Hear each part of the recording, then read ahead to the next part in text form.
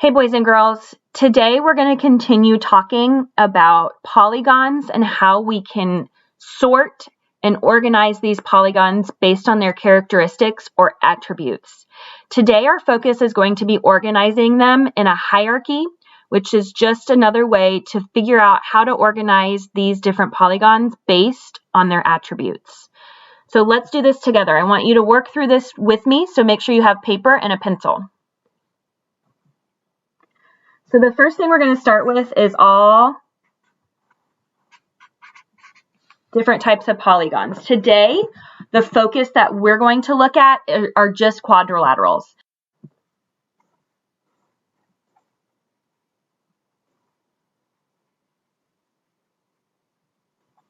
So we know quadrilaterals are shapes with 4 sides and 4 angles, and they can look lots of different ways. We have lots of different manipulatives that we've used that show what these quadrilaterals are.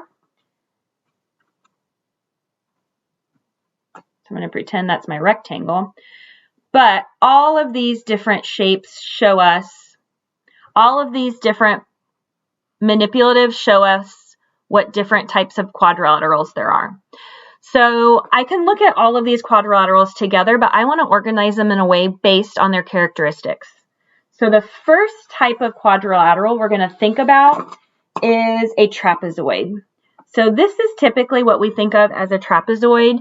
A trapezoid can be defined as a polygon with a polygon that has 4 sides and 4 angles, so it's a quadrilateral. So that's its first defining attribute.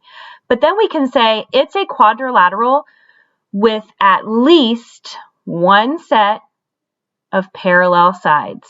So all trapezoids have at least one set of parallel sides.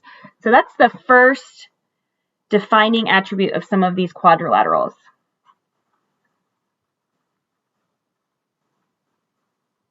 Okay, so these have at least one set of parallel sides. So the next thing I can do when I think about defining different polygons by their characteristics are, if I have some shapes that have at least one set of parallel sides, do I have shapes that have at least 2 sets of parallel sides? And I do, and that is a parallelogram. So my next defining attribute is a parallelogram.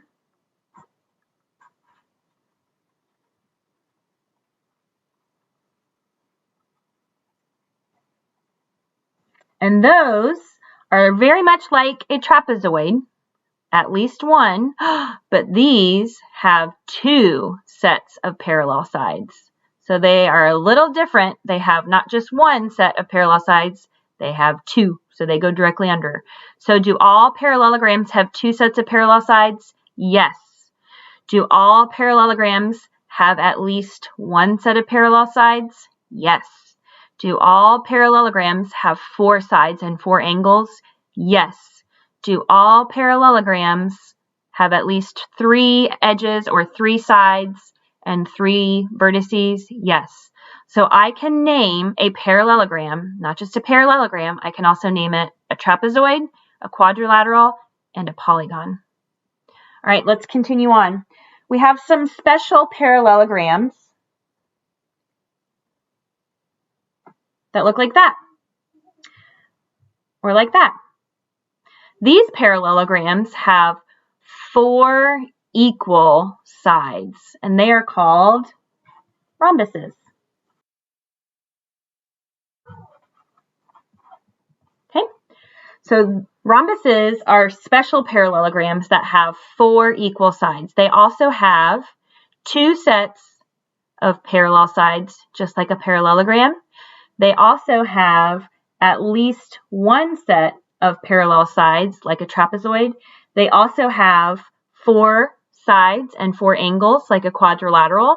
And they also have at least 3 sides and 3 corners, like a polygon. So another name for a rhombus can be, it's a special parallelogram, it's a special trapezoid, it's a special quadrilateral, and a special polygon. Because because not only does it have all of these characteristics, it has a special characteristic of all equal sides. Let's continue on. Another special parallelogram, and I have to make this, is a rectangle. What do you know about rectangles? Why are these special parallelograms?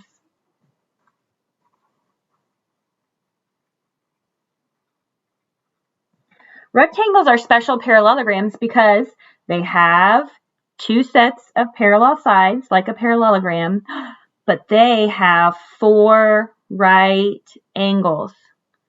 So they are very special parallelograms. They have 4 right angles. So a rectangle is a special parallelogram. It has 4 right angles. Does it have 2 sets of parallel sides like a parallelogram? Yes. Does it have at least 1 set of parallel sides like a trapezoid? Yes. Is it a quadrilateral with 4 sides and 4 angles? Yes.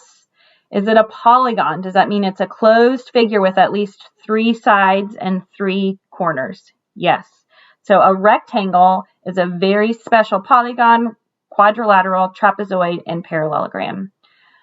All right, we have one more quadrilateral we're going to look at today, and that is a square. A square is a special parallelogram, is a special polygon, quadrilateral, trapezoid, parallelogram, and rectangle and rhombus. This square has the same characteristics as a rectangle and a rhombus. So let's think about its characteristics. With the rectangle, it has 4 right angles. My square has 4 right angles. Same. But wait, a rhombus has 4 equal sides. They're all congruent. They're all the same. So does my square. So that's why a square is a special rectangle and a special rhombus. It's a special rhombus because it's a rhombus with 4 right angles. It's a special rectangle because it's a rectangle with 4 equal sides. So I can call a square a rectangle, a parallelogram, a trapezoid, a quadrilateral, and a polygon, and a rhombus. So today you're going to do some work with just how we name different polygons. Tomorrow we're going to do work on naming their characteristics and why I can say a rectangle is a rectangle. Have fun!